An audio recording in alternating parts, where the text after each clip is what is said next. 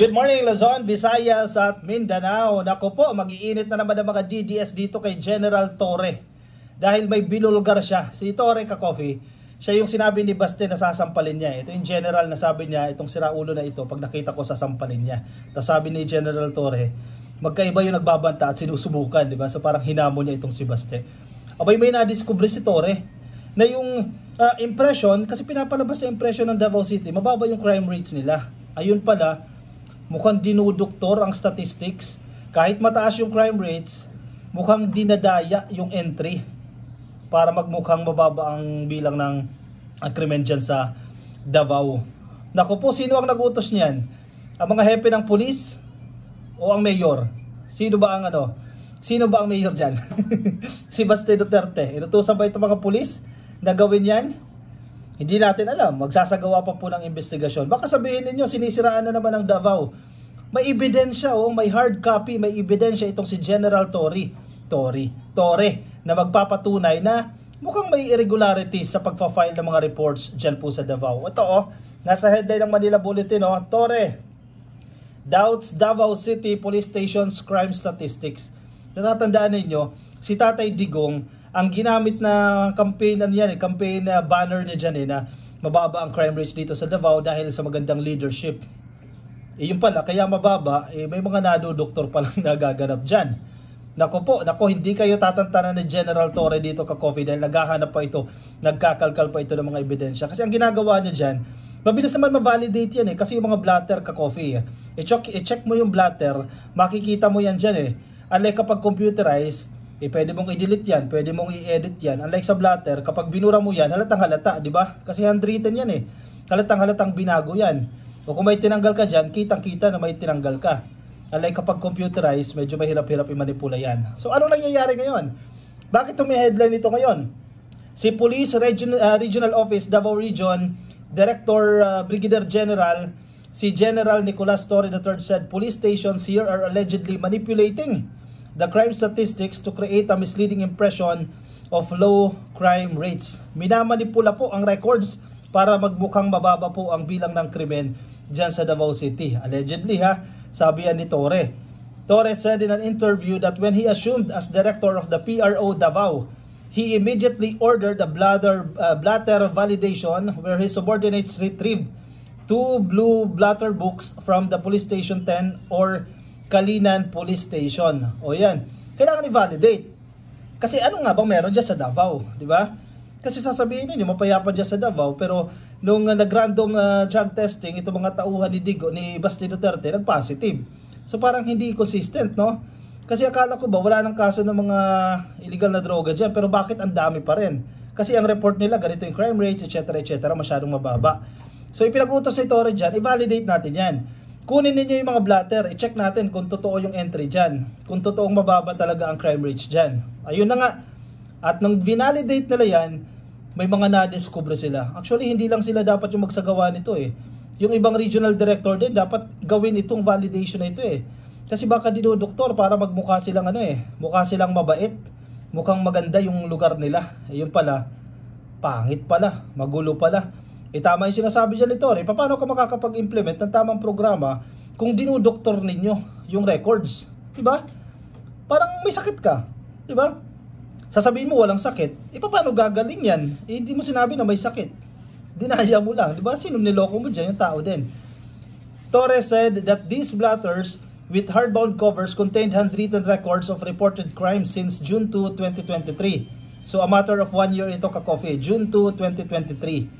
Torre added that the books contained multiple false entries or were marked as for record only. For record only. Ibig sabihin, hindi nila i-report yan. I-record lang dyan, for record only. Sino nag-utos sa mga pulis na ito? Baka for the longest time, yan ang ginagawa. Kumbaga yan ang kalakaran Simula pa lang sa tatay. Kay Tatay Digong pa lang, yan ang kalakaran. Na-adapt yan ng anak ni Baste. Meaning, they were documented but not reported as actual crimes. Diba? Mautak din Kala nila hindi mabubulgar sige, halimbawa may krimen na nangyari. Ang gagawin doon sa logbook, for record only. Pero kapag ipasa mo na, i-report mo na, halimbawa sa regional office, na eventually dadalhin sa NCR yan para itatali yan, hindi na masasama sa report na yon. Kaya pala ang baba ng crime rates dyan sa Davao. Naku po, yan ang literal na half-truth, sabi ni Torre. Okay dito si Torre eh. Medyo astig din ito eh. Torre added that this prompted him to order the relief of 19 police stations last July 8. DCPO changed leadership thrice within a day. Ayun. Tapos ang sinasabi nila, pinag-iinitan ng Davao. Kaya bakit pinalitan itong mga hepe dyan sa mga police stations dyan sa Davao? Yun naman pala eh. May maling kalakaran pala dyan na kinakailangan itama eh. Torre believed that the previous low crime statistics issued by the Davao City Police Office were not factual. Naku po. Manggagalaitin na naman dito si Baste. Hindi daw po factual, hindi raw po makatotohanan itong mga statistics na inilalabas ng Davao City Police. Kung sinabi nilang mababa ang crime rates, hindi yan totoo. Kasi yung iba dyan, dinoktor. Yung iba dyan, hindi binilang. Yung iba dyan, hindi ni-report. Nako, mga DDS, labas. Ipaliwanag niyo yan. Magagalit na naman itong mga to kay General Torre. Kung baka sampalin ulit daw ni Baste si General Torre. Pero yung una niyang attempt, hindi naman ginawa. Kasi general yan eh. Pero kung ordinaryong tao lang yan, kaya nila. Pero pag general, hindi nila kaya yan. Puntahan ninyo. Alam niyo yung address kung nasaan yung regional police office. Yan. Puntahan ninyo. Kung ako kay Baste, puntahan niya yan. Yung general na yan. Diba? Hindi yung sa press con. Sinabi sa press con eh. Kaya sabi ni Torre, magkaiba yung banta at sa ginagawa. O diba gawin mo rin. Yun ang lang.